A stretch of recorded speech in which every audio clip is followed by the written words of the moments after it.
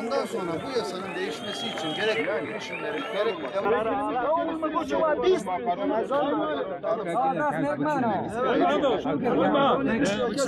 Başkanı ver, başkanla da görüşmüş. Abi başkan.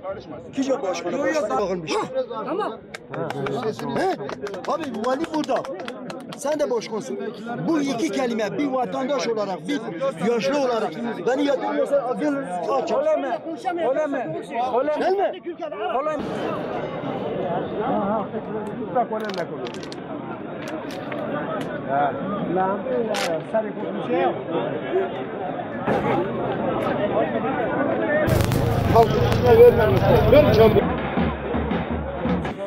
Biz bunu bugün siyaset için konuşmuyoruz. Biz bunu kendi ekmeğimiz için konuşuyoruz kardeşler.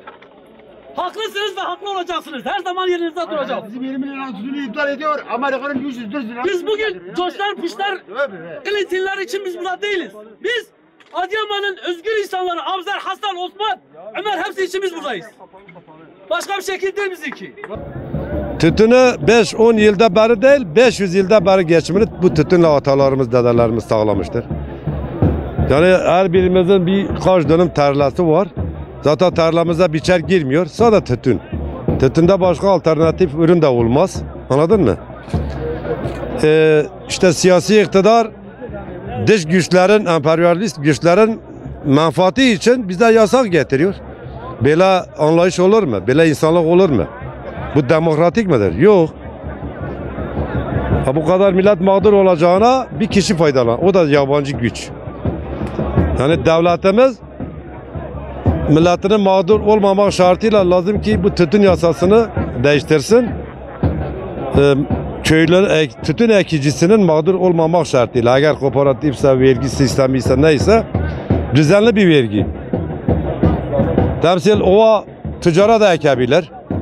Buğday da var, her şey var ama kırsal kesimin tek çaresi tütündür. Buna da yüksek vergi aldım %60. Gerisine ne kalır? %40.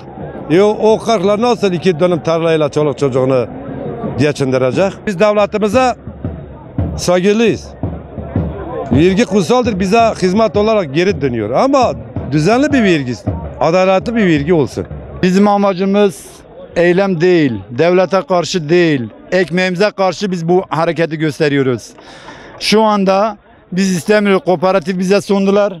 Biz bu kooperatifin altına kalkamıyoruz. Kooperatif devletimizden Allah peygamber razı olsun. Biz kooperatifleri kendimize geri iade ediyoruz.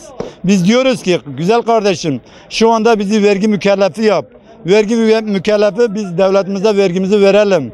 Ne şekilde oluyorsa buna bir çözüm getirin. Onun için biz kalkıp da kooperatifle 10 milyon teminatla biz buna baş çıkamıyoruz. Ne olur? Altyapı dedi ki bir yönetmenlik 3 yıldan zorla çıktı. Bu fabrikanın kurması 6-7 yıl alır. Böyle olmuyor. Onun için biz diyoruz ki bize vergi usulü olarak maliye mükellefi olarak bize verin. Neyse ben 500 kilo tütün mü satıyorum? 500 kilonun vergisi neyse ben veririm. Ben Nizip'e telefonu açtım dedi ki kardeşim siz fıstıklarınızı nasıl satıyorsun? Diyor maliye geliyor bize 200 milyon 300 milyon vergi fişi kesiyor. Biz devletimize vergimizi veriyoruz.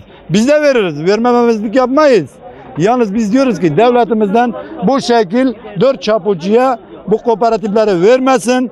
Ondan sonra da bu halk komple yesin. Biz başka da istemiyoruz. Bu halk yediği zaman ben bugün zengin olmuşum ne olmamışım ne. Bugün halk komple zengin olsun ki hepimiz ayakta duralım. Biz bunun için düşünüyoruz.